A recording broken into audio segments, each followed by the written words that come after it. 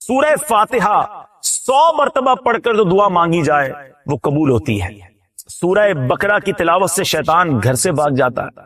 آیت الکرسی پڑھنے سے محتاجی دور ہوتی ہے۔ سورہ کہف کو ہمیشہ پڑھنے والا دجال کے فتنوں سے محفوظ رہے گا۔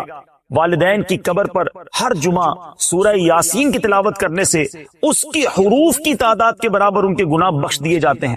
سورہ الدخان پڑھنے سے مشکل دور ہوتی ہے۔ جو قریب المرگ ہو اس پر سورہ جاسیہ کا دم کرنے سے خاتمہ بالخیر ہوتا ہے۔ سورہ حجرات کا پڑھنا اور دم کر کے پینا گھر میں خیر و برکت کے لیے مفید ہے۔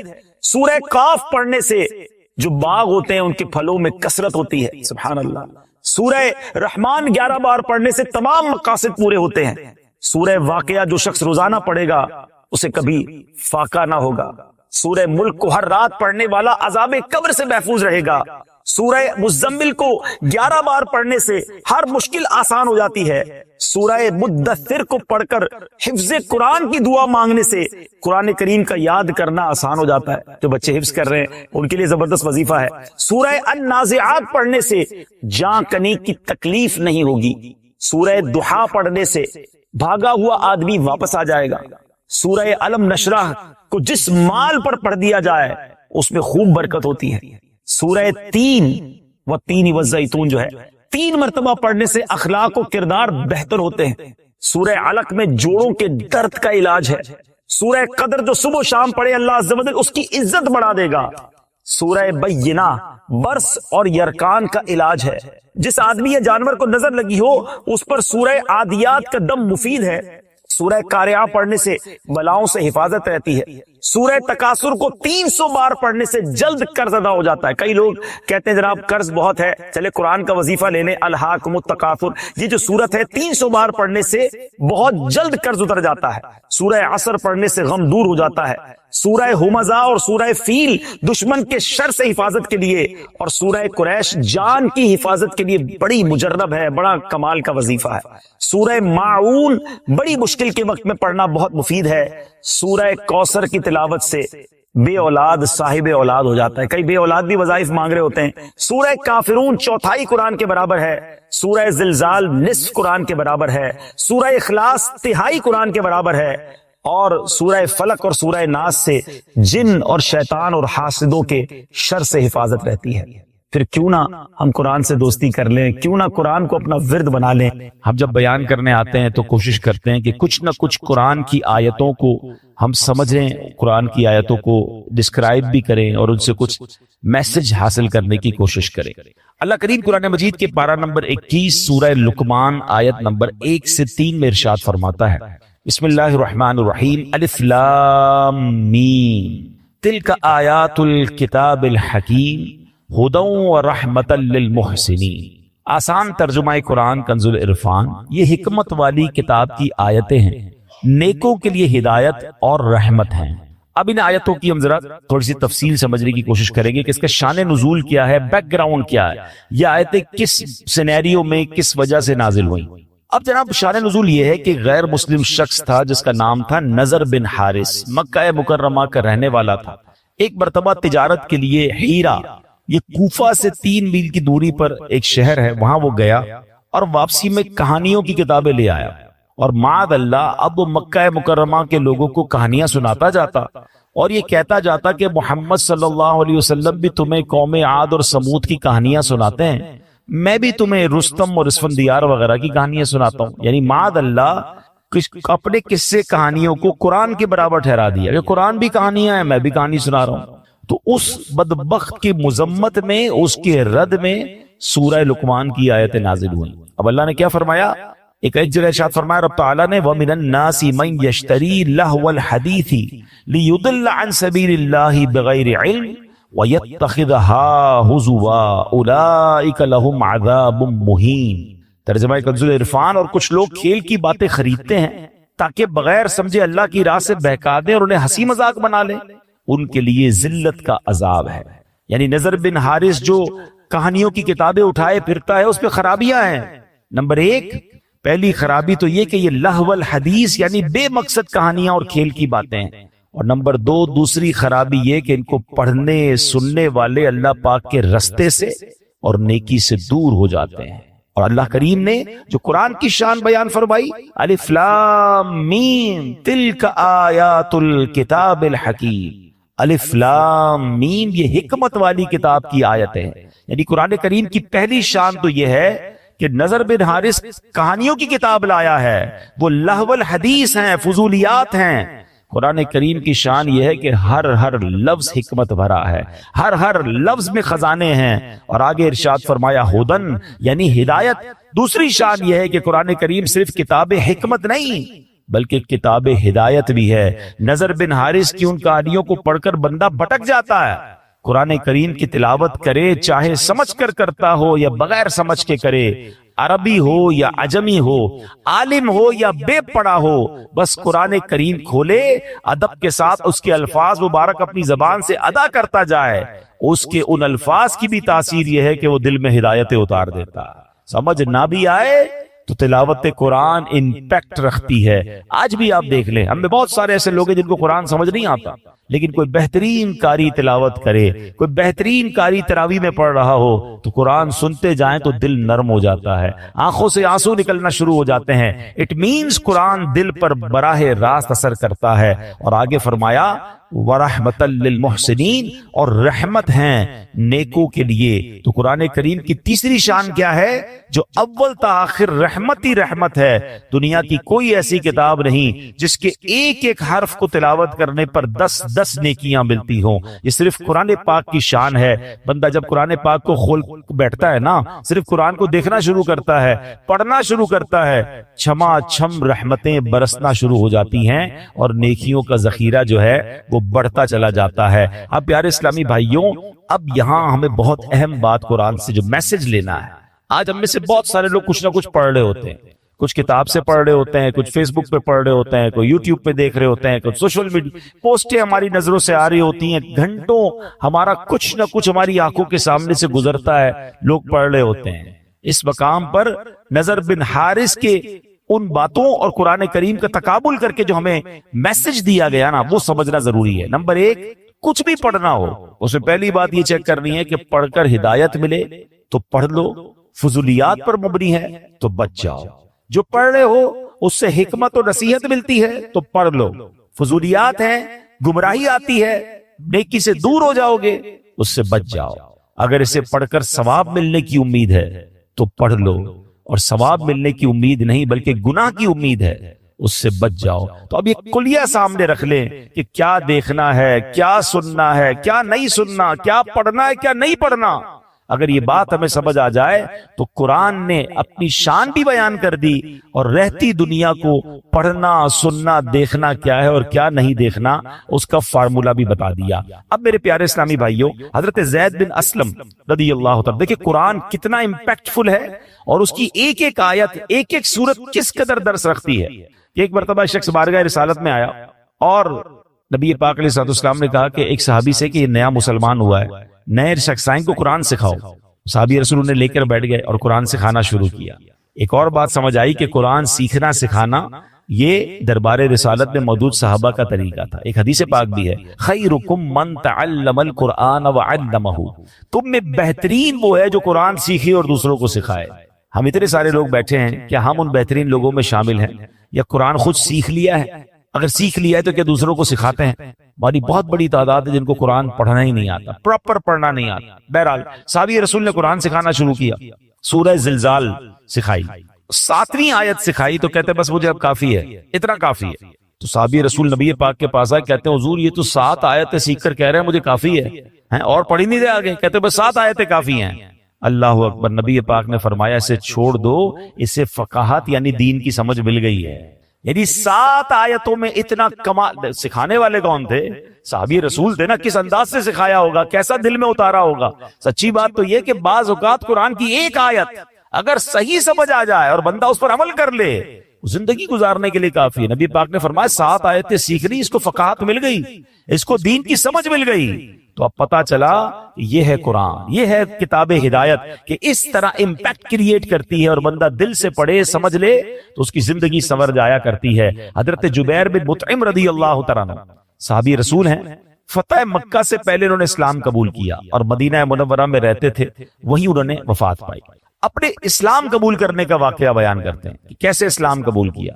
کہتے ہیں غزوہ بدر میں جو غیر مسلم قید ہوئے تھے ان قیدیوں کی بات چیت کرنے کے لیے میں مدینہ منورہ آیا تھا. یعنی غیر مسلموں کی طرف سے نیگوشیشن کے لیے کہتے ہیں میں مدینہ منورہ آیا. جب یہاں پہنچا تو مغرب کا وقت تھا.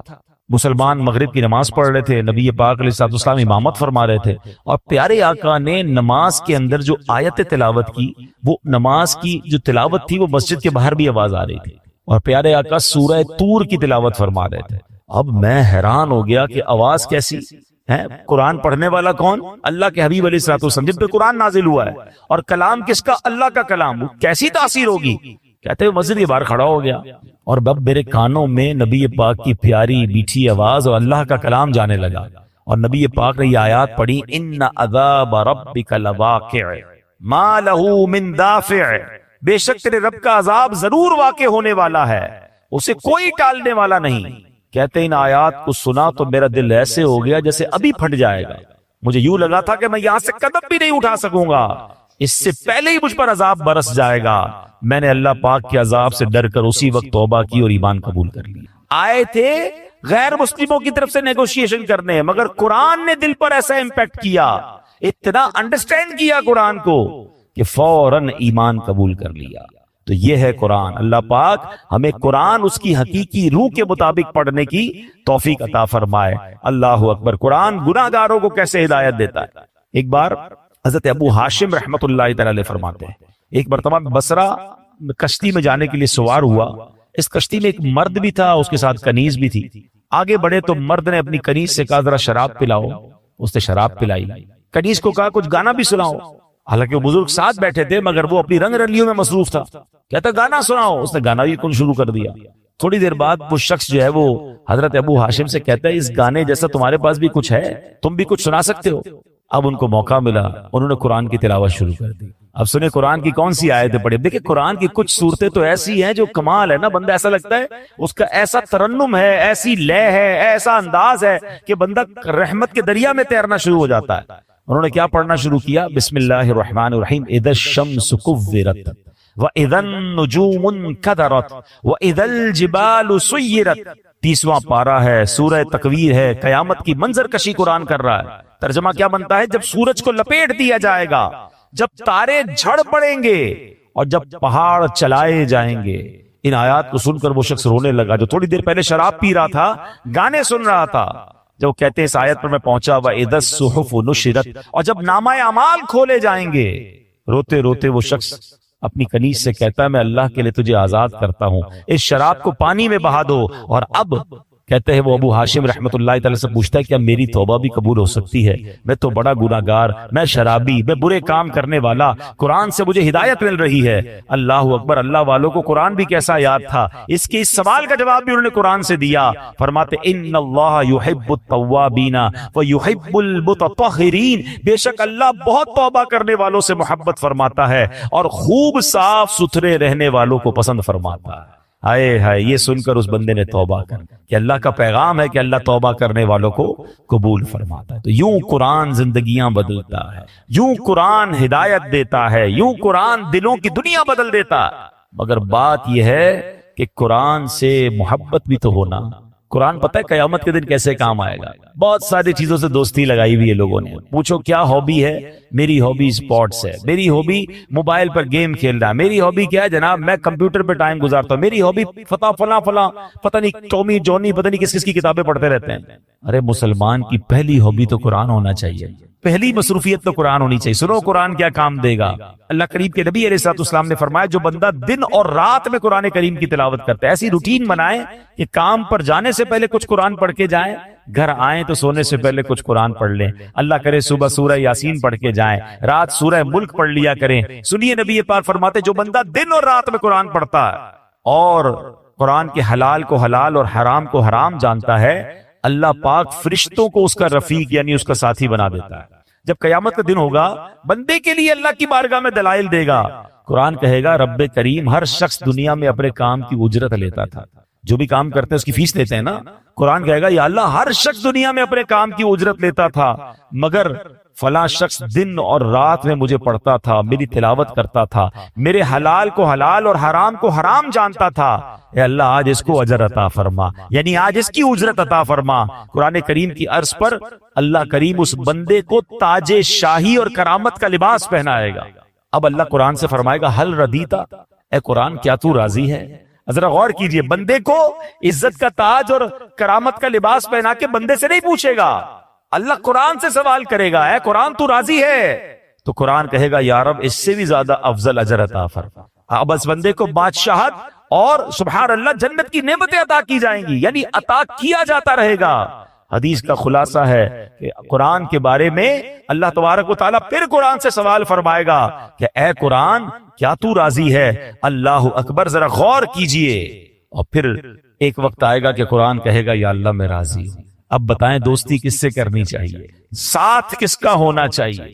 انفارچونیٹلی بہت ساری چیزیں ہم روز اوپن کرتے ہیں، روز سافٹ ویئر اوپن کرتے ہیں، روز آن لائن ہوتے ہیں، قرآن آن لائن نہیں کرتے۔ ہمارے اسلاف روزانہ کئی بزرگ تو وہ ہیں جو 3 دن میں پورا قرآن پڑھ لیا کرتے تھے، قرآن جو ہے 3 دن میں پڑھ لیا کرتے، لیکن آج ہم ہیں کہ قرآن پورا سال گزر جاتا ہے، اب نہیں کھولتے۔ تو اے میرے پیارے اسلامی بھائیو، اللہ کرے کہ ہم قرآن سے دوستی کریں، اور قرآن کیسے میسج دیتا ہے اور توبہ کیسے قبول ہوتی ہے۔ بڑا پیارا واقعہ ہے، حضرت ابو ہریرہ رضی اللہ تعالیٰ عنہ، آپ کہتے ہیں کہ ایک بار میں نبی پاک علیہ الصلوۃ والسلام کی بارگاہ میں عشاء پڑھ کر باہر نکلا تو میں نے خاتون کو دیکھا، پوری پردے کے اندر موجود تھی۔ انہوں نے مجھے کہا کہ اے ابو ہریرہ مجھ سے ایک بہت بڑا گناہ ہو گیا ہے، کیا میری توبہ قبول ہوگی؟ آپ نے فرمایا بتاؤ کیا گناہ کیا ہے؟ جب اس نے گناہ بتایا تو وہ بڑا گناہ تھا، تو آپ نے فرمایا کہ اتنا بڑا گناہ کرنے کے بعد بھی تم توبہ کی امید رکھتی ہو؟ اللہ پاک کی قسم تیرے لیے کوئی توبہ نہیں، تو ہلاک ہو گئی۔ وہ عورت اتنا شرمندہ ہوئی، اتنی نادم ہوئی، کپ کپی تاری ہو گئی، اور وہ عورت گر کر بے ہوش ہو گئی۔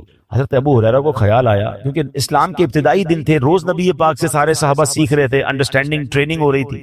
کہتے میں نے نبی پاک سے تو پوچھا ہی نہیں، مشورہ ہی نہیں کیا، میں نے عورت کو جواب دے دیا۔ نبی پاک علیہ الصلوۃ والسلام کے پاس آئے، پیارے آقا کو بتایا حضور ایسا ایسا ہوا، ایک عورت ملی اور اس نے مجھے کہا میں نے بہت بڑا گناہ کیا، میں نے تو کہہ دیا تیری توبہ قبول نہیں۔ جب نبی پاک نے یہ سنا تو پیارے آقا نے فرمایا انا للہ و انا الیہ راجعون، اے ابو ہریرہ تو خود بھی ہلاک ہوا اور اس عورت کو بھی ہلاک کر ڈالا، کیا تمہیں اللہ پاک کا یہ فرمان یاد نہیں؟ پھر آپ نے قرآن کی آیت تلاوت کی الا من تاب وآمن وعمل عملا صالحا فاولئک یبدل اللہ سیئاتہم حسنات وکان اللہ غفورا رحیما۔ ترجمہ کنز العرفان، مگر جو توبہ کرے اور ایمان لائے اور اچھا کام کرے تو ایسوں کی برائیوں کو اللہ نیکیوں سے بدل دے گا، اور اللہ بخشنے والا مہربان ہے۔ یعنی یہ کمال دیکھیں اللہ کا، دنیا میں ایسا کہیں نہیں ہوتا۔ آپ کسی کو تنگ کریں، تکلیف پہنچائیں، آپ معافی مانگ لیں، بندہ معاف کر دے، بڑی بات ہے، ہم بہت خوش ہوتے ہیں یار اس نے معاف کر دیا۔ مگر اللہ کریم جب توبہ قبول فرماتا ہے نا، تو اللہ صرف معاف نہیں فرماتا، اللہ گناہوں کو نیکیوں سے بدل دیتا ہے۔ گناہ معاف کر دے اس کی بڑی مہربانی، فرمایا نہیں، اللہ جب راضی ہو جائے تو گناہوں کو ہی نیکیوں سے بدل دیتا ہے۔ بلا تمثیل سمجھانے کے لیے کسی بندے کے آپ نے لاکھ روپے دینے ہوں اور آپ پیسے نہ دے رہے ہو، اور تھوڑے عرصے بعد آپ جائیں کہ یار معاف کر دو، بڑی تاخیر ہو گئی، میں نے بہت تنگ کیا آپ کو، آپ کا قرضہ دینا ہے مگر لیٹ ہو گیا ہوں، اور اگلا کہے قرضہ بھی معاف کیا بلکہ 1 لاکھ روپے اور تمہیں دیتا ہوں۔ بندہ کہے یار تاخیر معاف کر دیتا بڑی بات تھی، پیسے تو لے لیتا، پیسے بھی نہیں لیے، ڈبل کر دیے۔ اللہ کی شان کریمی دیکھیں کہ بندہ سچی توبہ کر لے، اللہ معاف کر دے تو صرف معاف نہیں فرماتا، وہ اللہ کریم پھر گناہوں کو بھی نیکیوں سے بدل دیتا ہے۔ اب حضرت ابو ہریرہ نے جب یہ سنا تو آپ تو حیران ہو گئے کہ یہ میں نے کیا کر دیا، اتنا بڑا غلط مسئلہ بتا دیا۔ آپ مدینہ پاک میں گئے، گلیوں میں اعلان کرنے لگے وہ عورت کہاں ہے جس نے کل رات مجھ سے مسئلہ پوچھا تھا۔ آپ ٹینشن میں آ گئے کہ میں نے غلط مسئلہ بیان کر دیا، پورا دن مدینے کی گلیوں میں گھومتے رہے، اور پھر اسی رات کو دوبارہ وہ عورت ملی تو آپ نے فرمایا مجھے معاف کر دو، میں نے تمہیں غلط مسئلہ بتایا، مسئلہ تو یہ ہے کہ تمہاری بھی توبہ قبول ہو جائے گی۔ اللہ اکبر، وہ عورت اتنا خوش ہوئی، کہتی اے ابو ہریرہ میرے پاس ایک باغ ہے، وہ پورا باغ میں اللہ کی راہ میں اس خوشی میں صدقہ کرتی ہوں۔ مگر اس قرآن پاک کی آیت اور اس واقعے سے پھر کچھ سیکھنے کو ملا۔ ایک تو میرا رب کتنا کریم ہے، سچی توبہ کرے تو وہ توبہ قبول فرماتا، قرآن پڑھے تو سمجھیں گے نا، اور سیکنڈلی کہ غلط مسئلہ کسی کو نہیں بتانا چاہیے۔ حضرت ابو ہریرہ رضی اللہ تعالیٰ سے مسٹیک ہوئی تو آپ پھر مدینے کی گلیوں میں پورا دن گھومتے رہے، اس عورت کو تلاش کیا کہ وہ غلطی میری ختم ہو جائے۔ مگر آج جس کے منہ میں جو آتا ہے قرآن کی تفسیر بیان کر رہا ہے، حدیث لوگ باتوں پہ کہہ رہے ہوتے ہیں اللہ قرآن میں فرماتا، اس سے پوچھو کہاں فرماتا ہے، یہ نہیں پتا، تمہیں نہیں پتا اللہ کیا کہتا ہے؟ ارے بھائی اللہ کیا کہتا ہے یہ کہنے کے لیے آپ کے پاس دلیل ہونی چاہیے، بھائی حدیث میں یہ آتا ہے، آپ نے کون سی حدیث پڑھی ہے؟ وہ میں نے سوشل میڈیا پہ پڑھا تھا، بھائی سوشل میڈیا کی ہر بات حدیث ہو جائے گی، ہر بات قرآن ہو جائے گی، ہر چیز کو فارورڈ کر دیں گے، ہر پوسٹ کو فارورڈ کر دیں گے، کیا پتا وہ غلط ہو، اور باقاعدہ پلاننگ کے ساتھ قرآن و حدیث کی غلط انٹرپریٹیشنز سوشل میڈیا پہ فلوٹ کی جا رہی ہیں کہ آپ کو نہیں پتا قادیانی لابی کیسے کام کر رہی ہے، معاذ اللہ قرآن میں وہ تحریف کر رہے ہیں، اور ہمیں تو آتا جاتا کچھ نہیں، جو پوسٹ آئی آگے بڑھا دی، جو پوسٹ آئی آگے بڑھا دی۔ آپ یاد رکھیے اللہ قرآن میں ارشاد فرماتا ہے وَمَنْ أَظْلَمُ مِمَّنِ افْتَرَىٰ عَلَى اللَّهِ كَذِبًا، اس سے بڑھ کر ظالم کون جو اللہ پر جھوٹ باندھے۔ اللہ پر جھوٹ باندھنے کا مطلب کیا ہے کہ اگر کوئی یہ کہے کہ اللہ یہ فرماتا ہے، اللہ کے رسول یہ فرماتے، تو اللہ رسول پر جھوٹ باندھنا ہوا نا، نہیں فرمایا انہوں نے۔ کیا آپ کو پورا قرآن یاد ہے؟ آپ کو پوری حدیثیں یاد ہیں؟ ہر پوسٹ کو فارورڈ کرنا ہے، کتنی من گھڑت حدیثیں، کتنی من گھڑت روایتیں سوشل میڈیا پہ فلوٹ کر دی جاتی ہیں، مسلمان اس کے ساتھ چل رہے ہوتے ہیں۔ ایسا نہ کریں، آپ کو نہیں کنفرم آپ مسئلہ آگے نہ بتائیں، کیونکہ مسئلہ غلط بتایا اور وہ جب تک عمل کرتا رہا اس کا عذاب کس پر آئے گا۔ تو ہمیں بیسٹ طریقہ تو یہ کہ اگر کوئی دینی پوسٹ فارورڈ کرنی ہے، بلکہ خود بھی عمل کرنا ہے، کسی عالم دین سے پوچھنے۔ اب آپ کہیں یار ہر پوسٹ میں تو روز کی پتہ نہیں سینکڑوں پوسٹیں چلاتا رہتا ہوں، تو واجب تو نہیں آپ پر ہر پوسٹ کو لائک شیئر کرتے رہنا، اور اگر آپ کا پھر بھی شوق ہے تو میرا مشورہ ہے کہ آپ dawat-islami.net یہ ہماری ویب سائٹ ہے جہاں روز کی اوتھنٹیکیٹ علماء کرام، مفتیان کرام سے اپروفڈ پوسٹ، حدیثیں، قرآن کی آیتیں آ رہی ہوتی ہیں، وہاں سے لیں اور شیئر کر دیں، ثواب بھی ملے گا اور آپ مطمئن بھی ہوں گے کہ جناب یہ اوتھنٹیکیٹ ہے۔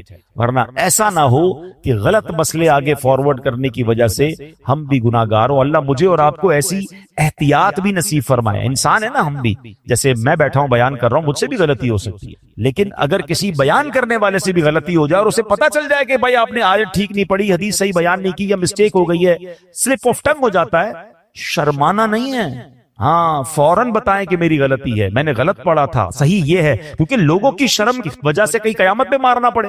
ہم نے دیکھا کہ امیر اہل سنت، فاؤنڈر آف دعوت اسلامی، اتنی بڑی ہستی ہوتے ہوئے براہ راست چینل پر بتاتے ہیں کہ بھائی فلاں مسئلے میں غلطی ہوئی تھی، صحیح مسئلہ یہ ہے۔ اس میں کوئی شرم اور آر نہیں ہونی چاہیے، چند لوگوں کی شرم اٹھانے کے لیے کہ لوگ کیا کہیں گے۔ ارے لوگ کچھ کہیں نہ کہیں، اگر رب ناراض ہو گیا اور گناہ جاریہ ہو گیا، میں نے جائز کو ناجائز کہہ دیا اور ناجائز کو جائز کہہ دیا، تو میرے لیے تو عذاب کا باعث بن جائے گا۔ تو کبھی بھی زندگی میں اگر کوئی آپ کو بتا بھی دینا کہ یار آپ سے غلط مسئلہ بیان ہو گیا ہے، آپ نے یہ مسٹیک کی ہے، تو اس میں 1 منٹ نہ لگائیں اور فوراً اس کو ٹھیک کریں، اور الحمدللہ علماء حق سے رابطے میں رہیں تو انشاءاللہ اس کی برکتیں ملتی رہیں گی۔ ایک اور پیاری حدیث، نبی پاک علیہ الصلوۃ والسلام فرماتے ہیں، ایک شخص نبی پاک کی خدمت میں حاضر ہوا، عرض کی یا رسول اللہ افضل عمل کون سا ہے؟ فرمایا تم پر لازم ہے حال مرتحل، یعنی منزل پر پہنچ کر پھر سفر شروع کر دینے والے بن جاؤ۔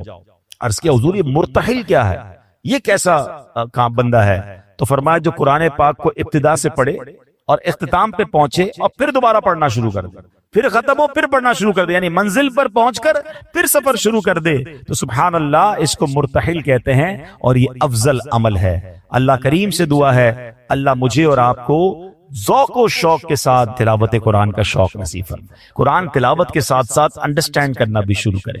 دعوت اسلامی کے مکتبۃ المدینہ سے آپ کو تفسیر قرآن مل جائے گی، تفسیر قرآن صراط الجنان، بہت آسان اردو میں یہ تفسیر موجود ہے، اس کی ویب سائٹ پر کتاب ڈاؤن لوڈ کے لیے بھی اویلیبل ہے dawat-islami.net پر۔ صراط الجنان کے نام سے تفسیر قرآن کی اپلیکیشن موجود ہے، فری آف چارج آپ اس پہ پڑھ سکتے ہیں۔ پڑھنے کے ساتھ ساتھ آپ کے لیے ایک سہولت اور دے دی گئی ہے، اس کی آڈیو بھی ریلیز کر دی گئی ہے، آپ روزانہ ٹریول کے دوران بھی کچھ تلاوت تفسیر سنتے رہیں تو انشاءاللہ آپ روزانہ قرآن کے ساتھ انوالو رہیں گے۔ اللہ کرے کہ ہم صحیح طریقے سے قرآن پڑھنے والے بن جائیں۔ اب بعض اوقات قرآن کی کچھ باتیں ہیں جو اگر لوگ عقل سے چیک کرتے ہیں تو کنفیوز ہو جاتے ہیں، لیکن دیکھیں ہماری عقل محدود ہے۔ اب مثال کے طور پہ کوئی پہلی دوسری کلاس کا طالب علم ہو، اس کو آپ ڈاکٹروں کی کتاب پکڑا دیں، MBBS کی بک پکڑا دیں تو اس کو تو سمجھ نہیں آئے گی، ٹھیک ہے نا، کیونکہ اس کی عقل اس کتاب کے متعلق نہیں ہے۔ قرآن سمجھنا، اس کو بیان کرنا، یہ بڑے بڑے علماء کا کام ہے۔ تو ہمیں قرآن پاک جب بھی پڑھنا ہے، اس کا ترجمہ اور اس کی تفسیر عاشقان رسول جو علماء ہیں ان کی تفسیر اور بڑے بڑے ائمہ کے اقوال سے سمجھنا ہوگا۔ عقل کے گھوڑے دوڑاتے ہیں اور قرآن کو موجودہ معاملات سے جب کمپیئر کرنے جاتے ہیں تو کچھ لوگ ٹھوکر کھا جاتے ہیں. جیسے مثنوی شریف میں ایک بار ایک فلسفی کہیں سے گزر رہا تھا، اس کے کانوں میں قرآن کی تلاوت کی آواز آئی اور اس نے سورہ ملک کی تلاوت سنی، اور سورہ ملک کی جب آخری آیت اس نے سنی، ہم نے کئی بار سنی ہوگی، قُلْ أَرَأَيْتُمْ إِنْ أَصْبَحَ مَاؤُكُمْ غَوْرًا فَمَنْ يَأْتِيكُمْ بِمَاءٍ مَّعِينٍ. کئی بار یہ آیت سنی. ترجمہ کیا ہے اس کا؟ آسان ترجمہ قرآن کنز العرفان. تم فرماؤ بھلا دیکھو تو اگر صبح کو تمہارا پانی زمین میں دھس جائے تو وہ کون ہے جو تمہیں نگاہوں کے سامنے بہتا ہوا پانی لا دے. یہ آیت کریمہ سن کر وہ فلسفی تکبر اور غرور میں کہنے لگا اس پہ کیا بڑی بات ہے، اگر اللہ پانی کو دھسا دے گا تو ہمارے پاس تو بڑی بڑی ڈرل مشینیں ہیں، بڑے بڑے آلات ہیں، ہم پانی کو نکال لیں گے. یہ تو جناب ہمارے اختیار میں ہے. اللہ فرماتا کون ہے جو نکالے؟ ہم نکالیں گے. اب اس نے قرآن کو اپنی عقل سے سمجھنے کی کوشش کی. اچھا اب کیا ہوا؟ رات کو وہ فلسفی سویا تو اس کے خواب میں اس نے دیکھا کہ ایک بڑا طاقتور شخص آیا، اس نے اس فلسفی کے منہ پر ایک زوردار چانٹا مارا. جب چانٹا مارا تو اس کی دونوں آنکھیں باہر آ گئیں اور ہماری آنکھوں میں نور کا ایک ایک قطرہ ہوتا ہے، دونوں آنکھوں میں ایک ایک قطرہ ہوتا ہے جس سے ہم دیکھتے ہیں، پانی، آنکھوں کا پانی جس کو اب کہا جاتا ہے. تو قطرے زمین پر گر کر خشک ہو گئے. خواب میں یہ سب کچھ ہوا ہے. خواب میں آنے والے شخص نے کہا کہ اے بدنصیب، اگر تو واقعی کدال اور پھاوڑے اور سائنسی آلات سے زمین میں گیا ہوا پانی نکال سکتا ہے تو اپنی ان دونوں آنکھوں سے نکلے ہوئے جو قطرے ہیں اس کو پانی کو نکال کے دکھا. صبح ہوئی تو اس کی آنکھیں پھوٹی ہوئی تھی، آنکھوں میں بہت درد تھا، نظر کچھ نہیں آ رہا تھا، اور اس کا وہ جو سارا نشہ تھا، سارا غرور تھا، وہ بھی اتر چکا تھا. کہ ہر چیز اپنے دماغ سے فیصلہ نہیں کی جاتی، اللہ کے احکام ہیں تو ہمارا کام اس پر عمل کرنا ہے، اس پر یقین کرنا ہے، اسے فالو کرنا ہے. قرآن میں ایسے ایسے خزانے ہیں کہ قرآن تو وہ عظیم کتاب ہے کہ جس کی ہمیں جو ہے برکتیں حاصل کرنی چاہیے. معاذ اللہ اس کو ڈیبیٹ میں، یعنی اس کو اگینسٹ میں اس کے بات کرنے سے پہلے 1000 بار سوچنا چاہیے. ہم مسلمان ہیں، ہمارا کام ایمان لانا ہے. شاعر کہتے ہیں نا، کسی کو تاج وقار بخشے، کسی کو ذلت کے غار بخشے، جو سب کے ماتھے پہ مہر قدرت لگا رہا ہے وہی خدا ہے. ہمیں اللہ کریم کے ہر فرمان پر بلا چوں چراں رب کریم عمل کرنے کی اور یقین کرنے کی توفیق عطا فرمائے. اچھا اسی طرح قرآن مجید فرقان حمید میں اللہ کریم کی چونکہ اس میں باتیں ہیں، رب عز و جل کا ذکر ہے، اور اس میں ہمیں الحمدللہ اچھے طریقے سے ایمان بھی لانا ہے.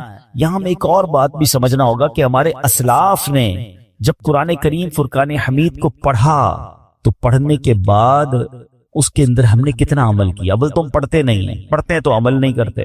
ہمارے بزرگان دین نے کیسا عمل کیا؟ قرآن مجید کی ایک آیت تھی، ایک بڑی کمال کی آیت ہے، اور اس آیت نے ہزاروں، میں کہوں کہ بہت سارے لوگوں کی زندگی میں زبردست انقلاب برپا کر دیا. صرف ایک آیت ہے. آیت کیا ہے؟ الم یأن للذین آمنوا ان تخشع قلوبہم لذکر اللہ. 27واں پارہ ہے، سورہ حدید ہے، آیت نمبر 16 ہے. اس ایک آیت میں اتنا گہرا میسج ہے. اس کے میننگ کیا ہے؟ معنی یہ ہے کہ اب وقت نہیں آیا ان لوگوں کے لیے جو ایمان لائے کہ جھک جائیں ان کے دل اللہ کی یاد کے لیے. یعنی جھنجھوڑا گیا ہے کہ بھی وقت نہیں آیا کہ توبہ کرو اور اللہ کی طرف جھک جاؤ. اب دیکھیں جس کے دل پہ اثر ہونا ہوتا ہے کیسا ہوتا ہے، جو پاکیزہ دل اللہ پاک جن کے دلوں پر قرآن کا اثر ڈالتا ہے کیسا ہوتا ہے. کہ حضرت فضیل بن عیاض رحمت اللہ تعالی علیہ، یہ بہت بڑے اللہ کے ولی گزرے ہیں، مگر شاید بہت کم لوگوں کو پتا ہوگا کہ توبہ سے پہلے یہ بہت بڑے ڈاکو تھے، اور اتنے خطرناک ڈاکو تھے کہ محلے والے، علاقے والے، شہر والے ان سے ڈرا کرتے تھے. آپ نے قرآن مجید کی ایک آیت پر عمل کیا. ہوا کیا کہ ایک بار آپ قافلے کے ساتھ کہیں جا رہے تھے، قافلے میں ایک شخص جو تھا تلاوت قرآن کر رہا تھا، اور اس نے یہ آیت پڑھ دی. آیت کیا ہے؟ الم یأن للذین آمنوا ان تخشع قلوبہم لذکر اللہ. کیا وقت نہیں آیا ان لوگوں کے لیے جو ایمان لائے کہ جھک جائیں ان کے دل اللہ کی یاد کے لیے. اب جب یہ آیت آپ نے سنی نا، حضرت فضیل بن عیاض کے دل پر ایسا اثر ہوا، اتنا روئے، اور کہتے ہیں یا اللہ وہ وقت آ گیا ہے کہ ہم تیری راہ میں چل پڑیں. آپ رحمت اللہ تعالی نے زاروں کے تار رونے لگے، اس کے تقاضے پورے کیے، لوگوں کا لوٹا مال واپس کیا، اور اپنے سارے جو ڈاکوؤں کا گروپ تھا کہہ دیا کہ میں نے توبہ کر لی ہے، اب میں اللہ کی نافرمانی نہیں کروں گا۔ ڈاکوؤں کے قافلے والوں نے کہا کہ سردار، اب ڈکیتی میں بھی ہمارے سردار تھے، اب توبہ کر لی تو اس میں بھی آپ ہمارے سردار ہیں۔ پورے قافلے نے توبہ کی، اللہ کی یاد میں لگ گئے، علم دین سیکھا، عبادت و ریاضت میں مصروف ہوئے۔ اللہ اکبر۔ پھر اللہ نے آپ کو ولایت کا ایسا مقام عطا کیا۔ ایک مرتبہ منا میں ایک پہاڑ پر موجود تھے، آپ نے فرمایا اگر کوئی ولی اللہ اس پہاڑ کو حکم دے کہ ایک پہاڑ لمبا ہو جا تو فوراً لمبا ہو جائے گا۔ بس اتنا کہنے کی دیر تھی کہ پہاڑ نے لمبا ہونا شروع کر دیا۔ آپ نے فرمایا پہاڑ رک جا، میں نے تجھے حکم نہیں دیا ہے۔ یہ سنتے ہی وہ ٹھہر گیا۔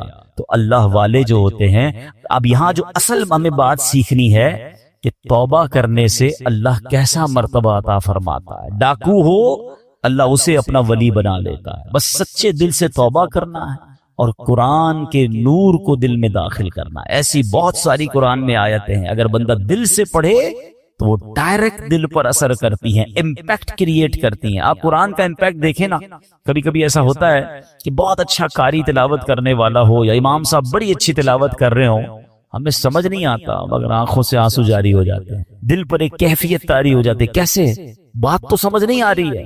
یہ وہ قرآن کا نور ہے، یہ وہ قرآن کی برکت ہے جو آپ اپنے دل میں محسوس کرتے ہیں۔ اللہ کرے کہ میں اور آپ سمجھ کر قرآن پڑھنے والے بنیں اور قرآن کی برکتیں حاصل کریں۔ صحابہ کرام کس طرح عمل کرتے تھے؟ قرآن کی آیت پڑھتے تھے اور نیکی پر عمل کر لیتے تھے۔ بخاری شریف کی ایک حدیث ہے، حضرت ابو طلحہ انصاری رضی اللہ تعالیٰ عنہ بڑے مالدار صحابی تھے، انہیں اپنے مال میں بے روحا، یہ بڑا پیارا ایک آپ کا کنواں تھا، باغ بھی تھا، وہ باغ بڑا پسند تھا آپ کو، تو بے روحا نامی باغ انہیں بڑا پسند تھا۔ تو قرآن کی آیت نازل ہوئی، لن تنالوا البر حتى تنفقوا مما تحبون، یہ چوتھے پارے کی پہلی آیت ہے۔ اب دیکھیں اس ایک آیت میں میسج کتنا ہے، 6600 سے زیادہ آیتوں میں کیا کیا خزانے ہوں گے۔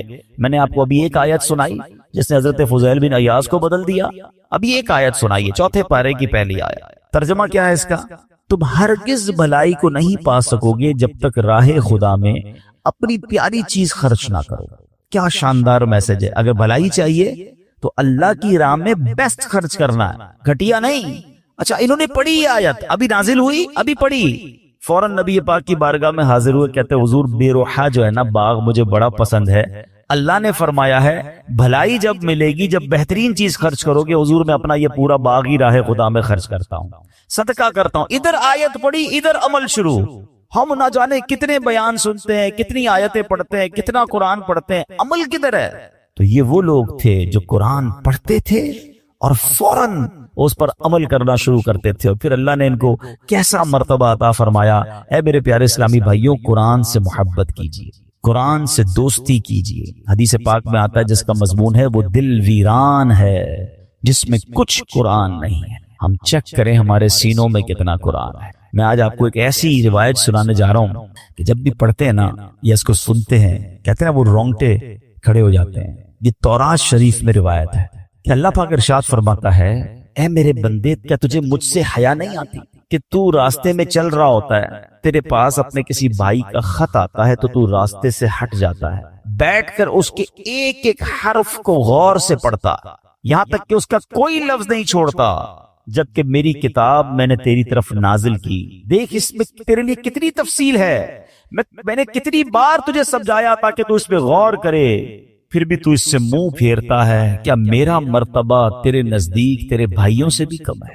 اب آج کے دور میں ذرا سمجھیے گا، ہم کہیں جا بلکہ نماز پڑھ رہے ہو، ابھی مسجد میں ہمارے موبائل پر میسج آیا، میسج آنے کی ٹیون آئے، بیل بجے، واٹس ایپ آیا ہے، پتہ چل گیا ہے، اب دل میں خیال آنا شروع ہوگا، پتہ نہیں کس کا ہوگا، کیا لکھا ہوگا، کیا پیغام ہوگا، جلدی سے موبائل نکالو، چیک کرو، مس نہ ہو جائے۔ کال آئی ہے، فوراً دیکھیں گے کس کی آئی ہے، غور کیجئے۔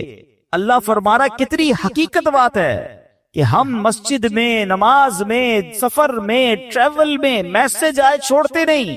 یہی تو بات تورات میں فرمائی نا کہ تیرے بھائی کا تیرے پاس خط آیا، پیغام آیا تو اس راستے سے رک جاتا ہے، ایک ایک حرف بغور پڑتا ہے، اور میں نے جو تجھ پر کتاب نازل کی تیرے پاس اس کے لیے ٹائم نہیں ہے۔ کتنی ہدایت کی باتیں ہیں، کتنا تجھے اس میں سمجھایا ہے، کتنا تجھے بتایا ہے، پھر اگلا جملہ جو آخری جملہ ہے نا وہ ہلا دیتا ہے کہ رب فرماتا ہے کہ میرا مرتبہ تیرے نزدیک تیرے بھائیوں سے بھی کم ہے، ہماری فیملی سے بھی کم ہمارے پاس اللہ کا مرتبہ ہو گیا معاذ اللہ۔ فیملی کا میسج مس نہیں کرتے، باس کا میسج مس نہیں کرتے، دوستوں کا میسج مس نہیں کرتے، رات کو آدھی رات کو اٹھ کر بھی موبائل چیک کرتے ہیں۔